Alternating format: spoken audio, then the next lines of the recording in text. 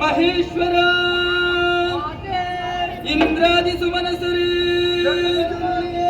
ಏಳಿರಿ ಎದ್ದೇಳಿರಿ ಸಥೈವನ್ನು ತೋಳಿರಿ ಎಲ್ಲರೂ ಒಂದು ತುಹಿನಗಿರಿಯನ್ನು ಸೇರಿ ಭಾವ ಶುದ್ಧದ ಭಕ್ತಿಯಿಂದ ನನ್ನನ್ನು ಒಲಿಸಿಕೊಂಡಿದ್ದೀರಿ. ಶರಣಾಗತರಾದ ನಿಮ್ಮ ಮುಖ ರಾಹುಗ್ರಸ್ತ ಚಂದ್ರನ ಹಾಗಾಗಿದೆ. ಕಪೋಲದಲ್ಲಿ ಕಣ್ಣೀರು ಧಾರೆ ಕಷ್ಟ ಬಂತೆ ಯಾರಿಂದ ಇಳಿಸಿರಿ ಪರಿಹರಿಸುತ್ತೀರಿ.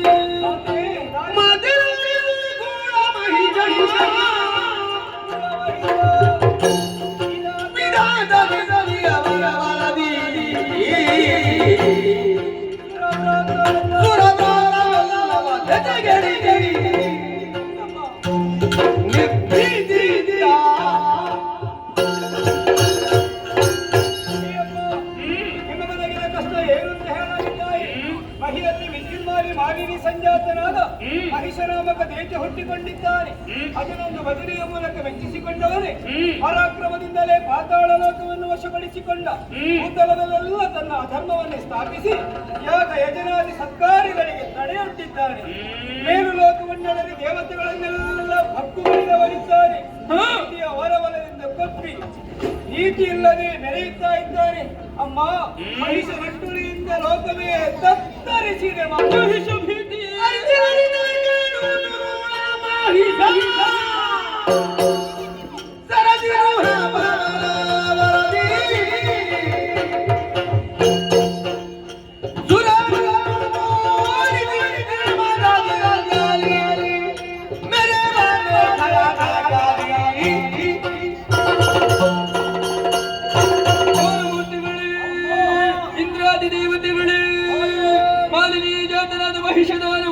ವಿಧಿಯಿಂದ ವರಬಲವನ್ನು ಪಡೆದು ದೇವಲೋಕವನ್ನಡರಿದನೇ.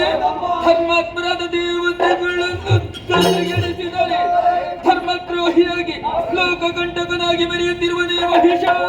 ತಿಳಿದೆ ತಿಳಿದೆ ಶಂಕದುರ್ಗಾದಿ ರೈತರ ಜೊತೆಗೆ ಸೇರಿಕೊಂಡಿದ್ದಾರೆ. ಮಕ್ಕಳೇ, ಮಹಿಷನನ್ನು ಹೊಂದಿಕೊಂಡು ಆತನಿಗೆ ದುರ್ಬೋಧನೆಯನ್ನು ಮಾಡುವವರು ಶಂಕಾಸುರ, ದುರ್ಗಾಸುರ, ಬಿಡಲಾಸುರ, ಚಿಕ್ಷುರಾಸುರ ಎನ್ನುವಂತಹ ದುಷ್ಟಗಣನವೇ. ಅಂತಹ ದುರುಳರನ್ನು ಧರ್ಮನಾಶಕನಾದಂತಹ ಮಹಿಷನನ್ನು ವಧಿಸಿ ನಿಮಗೂ ಲೋಕಕ್ಕೂ ಸನ್ಮಂಗಲ ಉಂಟು ಮಾಡುತ್ತೇನೆ.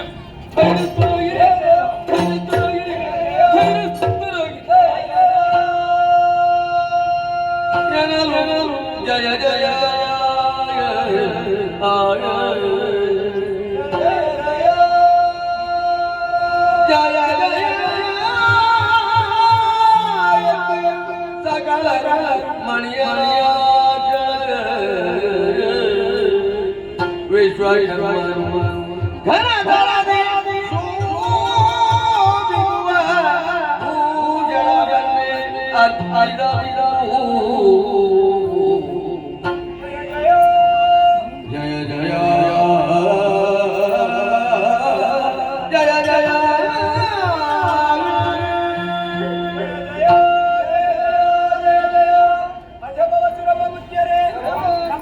ದಿವ್ಯ ತೇಜವು ನಭೋಮಂಡಲದಲ್ಲಿ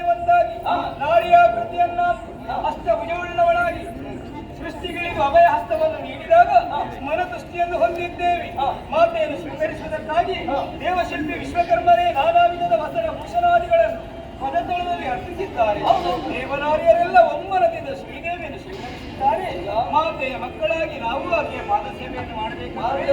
ಕರೆದ ಆಯುಧಗಳನ್ನೇ ಮಾತೆಗೆ ಅರ್ಪಿಸೋಣವೇ?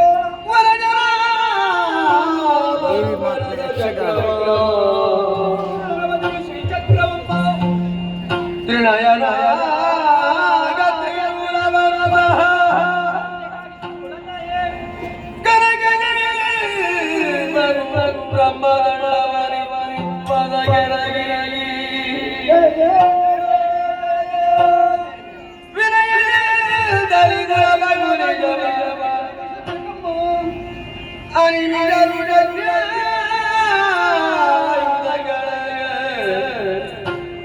ಮಣಿದು ಮಾದಿಯ ಬಲ ಭಯ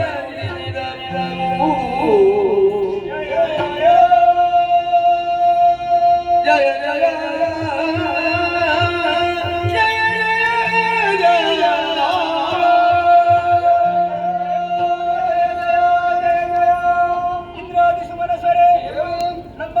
ಕಾಣಿಕೆಗಳಾಗಿ ಕರದಾಯುಧಗಳನ್ನೇ ಮಾತೆಯ ಪದತಳದಲ್ಲಿ ಅರ್ಪಿಸಿದ ವೇಳೆ ಪ್ರೀತಿಯಿಂದ ನಾವೆಲ್ಲವಂತ ನಷ್ಟಭುಜಗಳಲ್ಲಿ ಧರಿಸಿಕೊಂಡವಳೇ ಇದ್ದಾಳೆ. ದುರುಳ ಮಹೇಶನ ಮನೆಗಾಗಿ ಹೊರಟಂತಹ ಈಕೆಯನ್ನು ಸೇವೆಯನ್ನು ಮಾಡಬೇಕೆಂತ ಉದ್ದೇಶವಿರಿಸಿಕೊಂಡ ಪರ್ವತರಾಜನೇ ಕೇಸರಿಯಾಗಿ ಬರ್ತೇನೆ ಅಂತ ಮಾತು ಕೊಟ್ಟಿದ್ದ.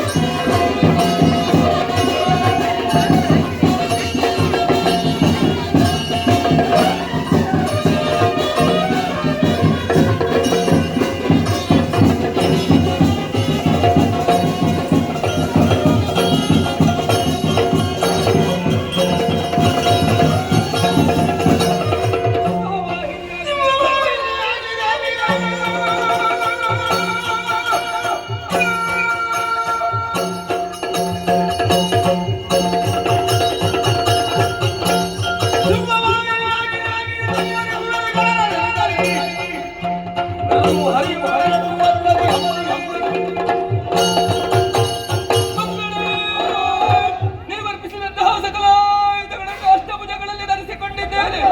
ನಿಮ್ಮೆಲ್ಲರ ಜಯಕಾರ ಮುಗಿಲು ಮುಟ್ಟುತ್ತಿರುವಂತಹ ವೇಳೆ ಪಂಚಭೂತಗಳಿಂದ ಅತೀತಳಾದಂತಹ ನಾನು ಪಂಚಾಸ್ಯವನ್ನಡಬೇಕೆ ದುರುಳ ಮಹಿಷನ ಮನೆಗೆ ಬೇಕಾಗಿ